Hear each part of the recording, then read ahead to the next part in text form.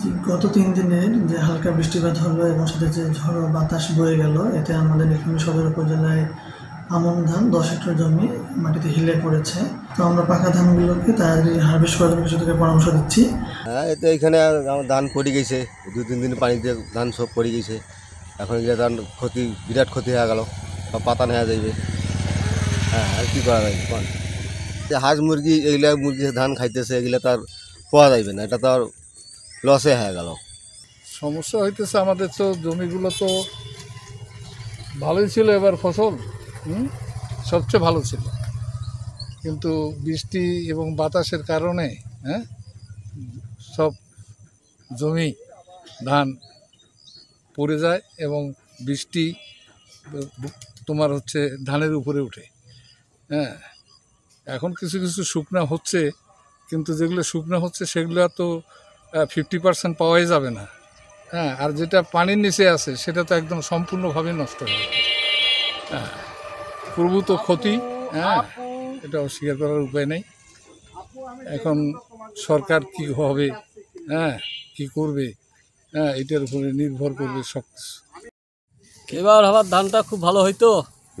হ্যাঁ, তাই বৃষ্টি বাতাস ধান পড়ে যাওয়ার সমস্যা হয়ে গেল, মেলা ক্ষতি হয়ে গেল।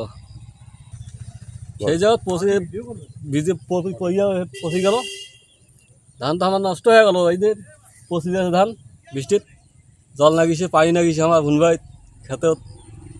হ্যাঁ, জি, গত ৩ দিনের যে হালকা বৃষ্টিপাত হলো এবং সাথে যে ঝড়ো বাতাস বয়ে গেল, এতে আমাদের নীলফামারী সদর উপজেলায় আমন ধান ১০ হেক্টর জমি মাটিতে হেলে পড়েছে। এর মধ্যে 50% ধান পাকা, যেগুলো আগামী সপ্তাহের মধ্যে হারভেস্ট করা যেত, আর 50% ধান কাঁচা রয়েছে।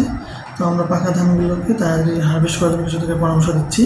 আর যে ধানগুলি কাঁচা, যেগুলো আরও হারভেস্ট করতে মাসখানেক লাগবে, সেগুলোকে আমরা গোছা করে বেঁধে দিতে বলছি। এতে হচ্ছে ধানটি আবার দাঁড়িয়ে থাকবে এবং হচ্ছে ফলন পাবে কৃষকরা। আর তারা যদি এটি কোনোভাবে সম্ভব না হয়, তাহলে হচ্ছে এই ধানগুলো যদি দীর্ঘদিন পানিতে থাকে, তাহলে আমরা কৃষক ফলন পাবে না আর কি। আর একই সাথে ওই জমিগুলোর পানি যেন বের করে দেওয়া যায়, কৃষকদের আমরা সেই পরামর্শ দিচ্ছি, পানিগুলো বের করে দিতে হবে। একই সাথে আমাদের নীলফামারীতে আপনারা জানেন আগাম আলু আবাদ হয়ে যায়। তো আমাদের ৫ হেক্টরের মতো জমি আগাম আলু যেগুলো, সেখানে পানিতে ক্ষতিগ্রস্ত হওয়ার সম্ভাবনা রয়েছে। আমরা কৃষকদেরকে পরামর্শ দিচ্ছি যেন দ্রুত তারা জমি থেকে পানিটা বের করে দিতে পারে। আমাদের শাকসবজি 0.5 হেক্টর ক্ষতিগ্রস্ত হয়েছে। আমাদের কিছু জায়গায় আগাম ফুলকপি, বাঁধাকপি, মূলা এগুলো চাষ হয়ে থাকে। এখন কৃষকদের পরামর্শ হচ্ছে ক্ষেত থেকে পানিটা বের করে দেয়া, একটি ছত্রাকনাশক প্রয়োগ করা এবং যে চারাগুলো নষ্ট হয়ে গেছে সেখানে দ্রুত তালিকা করেছি যে সমস্ত ক্ষতিগ্রস্ত হয়েছে। আমাদের কৃষি পুনর্বাসন থেকে যদি সহায়তা আসে, এছাড়া আমাদের রেগুলার যে কৃষি প্রণোদনা আসে, আমরা এই প্রণোদনাগুলোতে ক্ষতিগ্রস্ত কৃষকদেরকে অগ্রাধিকার দেব।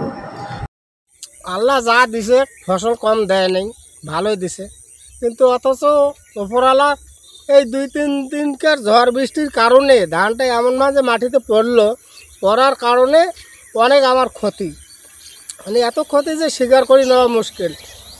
দেখ, আল্লাহ পাখের ইচ্ছা, এটাও ভালো মন্দ আল্লাহ ভালো জানে। এখন যে ধানটা আমার পানির নিচে চলে গেছে, ওই ধানটা তো আর এখন পাওয়া যাচ্ছে না, না যাওয়ার কারণে এটা আমার পুরা লস, মানে এত লস তা বলা যাচ্ছে না। আবহাওয়া ভালো থাকাতে আমাদের ধানগুলা খুব ভালো ফলন হচ্ছিল এবার। আর এই দুই তিন দিনের বৃষ্টির কারণে ধানগুলা নষ্ট হয়ে গেল। বলেন, যে ধানটা পড়ে গেছে, এটা ধান তো এখন হাঁস মুরগি যা অত্যাচার শুরু হয়েছে, ধান তো মনে হয় আর এই বাড়ির পাশাপাশি যে ধানটা আছে, এটা মনে হয় আর ঘরে তোলা যাওয়া সম্ভব নয়। কী আর বলবো, যে 3 দিনের বৃষ্টিতে আমাদের যা অবস্থা, ধান তো পড়ে একবারে শেষ। এখন অর্ধেক কাঁচা আছে, অর্ধেক পাকা ধান কী হবে, কাঁচা ধান কী হবে তো বলা যায় না। প্রচুর পরিমাণ ক্ষতি হবে আর